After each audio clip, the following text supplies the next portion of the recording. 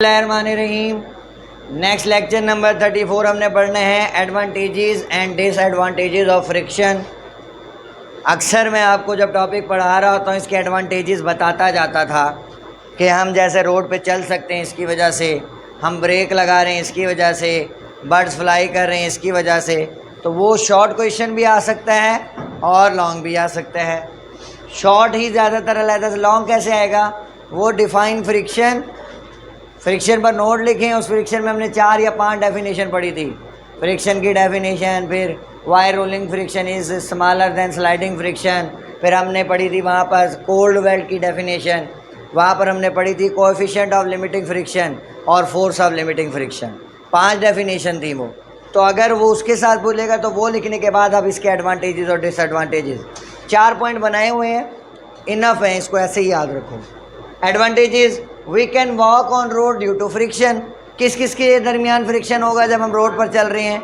Moving body अगर हम चल रहे हैं तो हमारे पाँव और रोड के दरमियान, कोई गाड़ी चल रही है तो उसके टायर और रोड के दरमियान, जिसकी वजह से वो वॉक कर सकती है।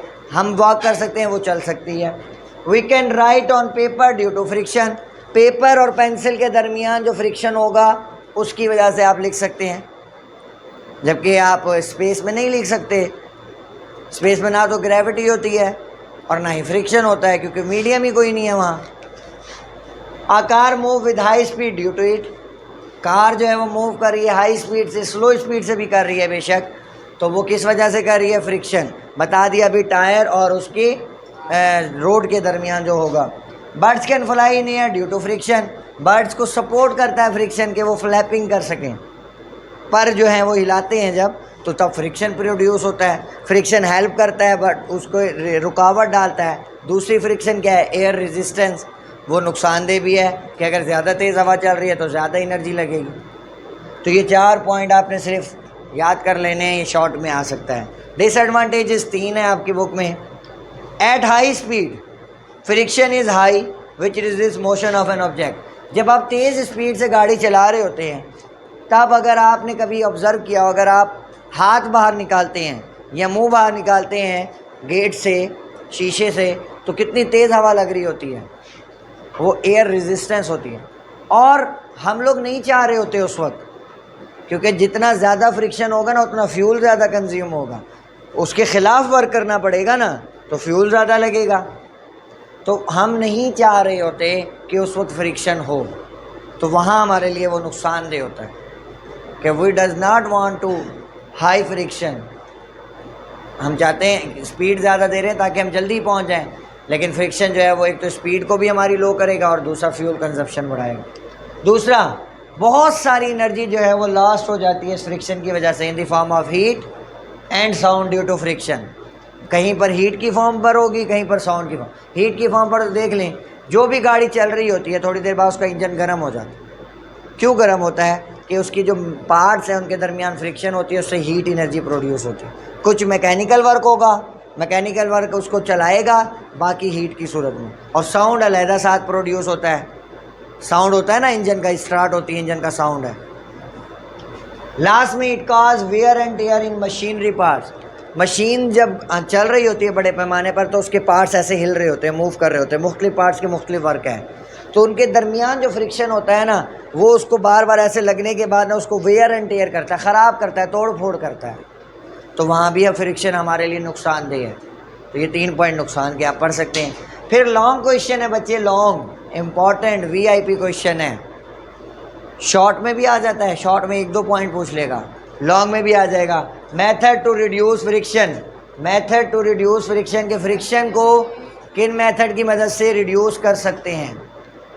मेथड्स टू रिड्यूस फ्रिक्शन के इंतहाई इंपॉर्टेंट, मैंने कहा ये लॉन्ग क्वेश्चन है, लॉन्ग मजाक का लॉन्ग है ये। आज है आपके वारे नहीं आ रहे अगर किसी ने याद किया, और मैंने तो देना ही देना है।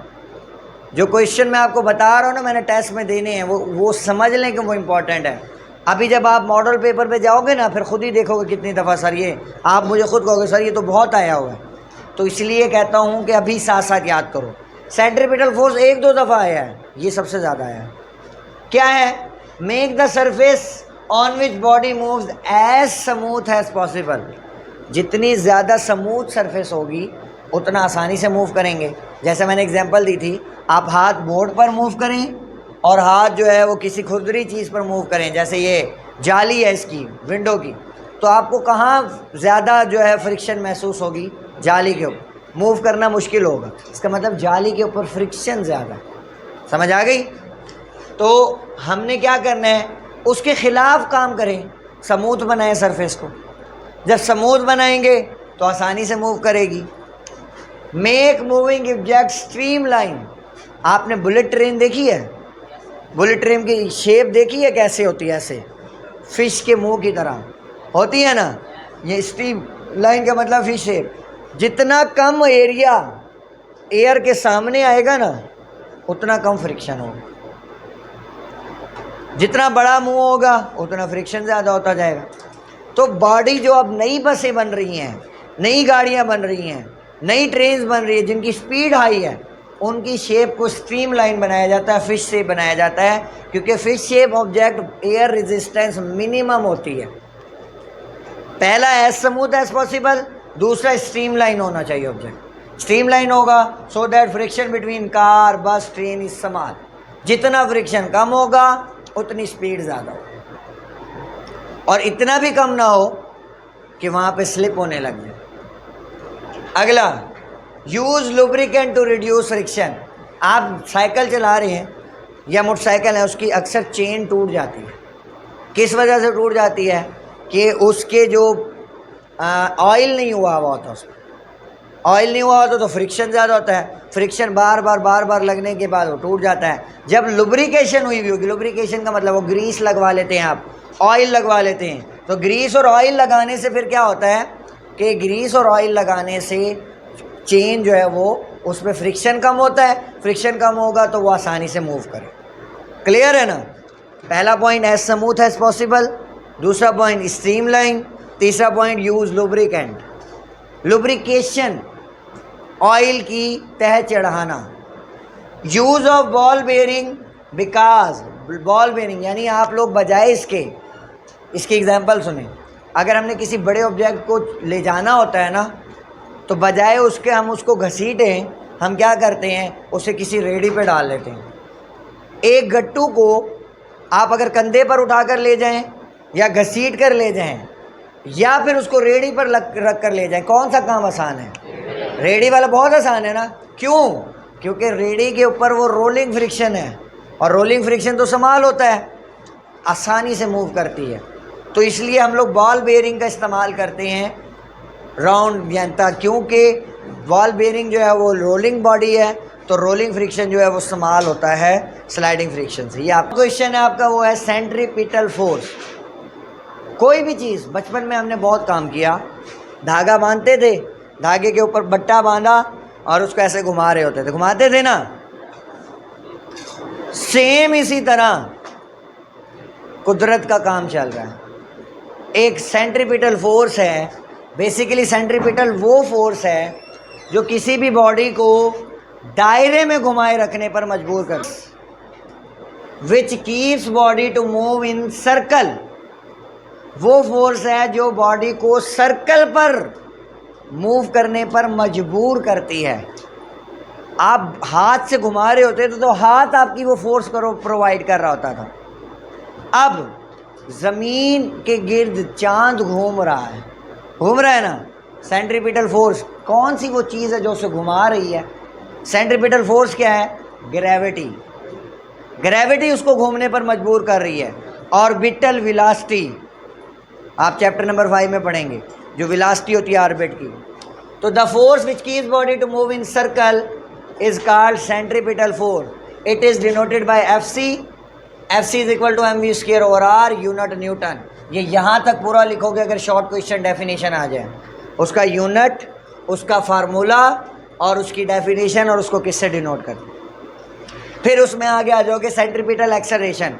वो एक्सेलरेशन जो किसी सर्कुलर मोशन वाली बॉडी का होता है वो कहलाएगा centripetal acceleration. The acceleration of a body moving in circular path. जो बॉडी सर्कुलर पाथ में मूव कर रही है, वो जो मोशन है वो सर्कुलर मोशन है, और उस बॉडी के ऊपर जो एक्सेलरेशन है वो सेंट्रीपिटल एक्सेलरेशन है, और उसको कौन सी फोर्स जो घुमा रही है वो सेंट्रीपिटल फोर्स। एक बॉडी जो सर्कल में घूम रही है उसकी मोशन सर्कुलर मोशन है, और उसका जो एक्सेलरेशन है वो सेंट्रीपिटल एक्सेलरेशन है, और वो फोर्स जो उसे घूमने पर मजबूर कर रही है वो सेंट्रीपिटल फोर्स। क्लियर हुई? तीनों चीज़ें एक ही बात से समझ आएं। इसमें AC बराबर होता है V²/R। देखो यहीं से निकला ये। FC बराबर होता है MA के, M से M कैंसिल हो गया, बच गया ये फार्मूला, और इसका यूनिट है मीटर पर सेकेंड स्क्वायर। ये एग्जांपल दी हुई है कि फॉर एग्जांपल एक स्ट्रिंग के साथ मैंने पत्थर किसी भी मैस को बांधा हुआ है, और उसका मेरे पॉइंट ऑफ एक्सिस से जो फासला है वो R है, और वो वेलोसिटी V के साथ दायरे में घूम रहा है। जब मैं उसको ऐसे घुमाता हूँ, ये लिखना है, consider an object of mass M having distance R and moving with velocity V in a circular path. ठीक है, तो वो जो है उसके बराबर है, जब मैं उसको उस सेंट्रीपिटल फोर्स उसके ऊपर लग रही है, वो सेंट्रीपिटल फोर्स ये है FC = मैस V का स्क्वायर और R, जो मैंने ये निकाला है, ये प्रूव है इसका। तो ये लिखने के बाद आप एक और बात लिखोगे, सेंट्रीफ्यूगल फोर्स, वो फोर्स जो किसी बॉडी को दायरे में घूमने पर मजबूर करती है वो सेंट्रीपिटल फोर्स है। वो फोर्स जो किसी बॉडी को दायरे से बाहर निकलने पर मजबूर करती है वो सेंट्रीफ्यूगल फोर्स। हर वक्त क़यामत वाले दिन यही तो होना है। सेंट्रीपिटल फोर्स जो ग्रेविटी है दुनिया की चांद की तरफ, और ये ज़मीन की चांद की तरफ, बाकी सोलर सिस्टम की तरफ, वो ख़त्म हो जाएगी। जब ग्रेविटी ख़त्म होगी सेंट्रीफ्यूगल फोर्स डोमिनेंट होगी, और पूरी के पूरे जो वो चीज़ें हैं वो निकल जाएंगी बाहर। आप जब उसको पत्थर को ऐसे छोड़ते थे, जिस जगह छोड़ते थे वो वहीं से ऐसे सीधा निकलता था, ऐसे ही है ना। तो सेंट्रीफ्यूगल फोर्स वो फोर्स है जो बॉडी को दायरे से बाहर निकलने पर मजबूर करती है, और सेंट्रीपिटल फोर्स वो फोर्स है जो उसे दायरे में घूमने पर मजबूर करती है। तो यहाँ तक आपने ये पूरा टॉपिक कर आना। जज़ाकल्लाह।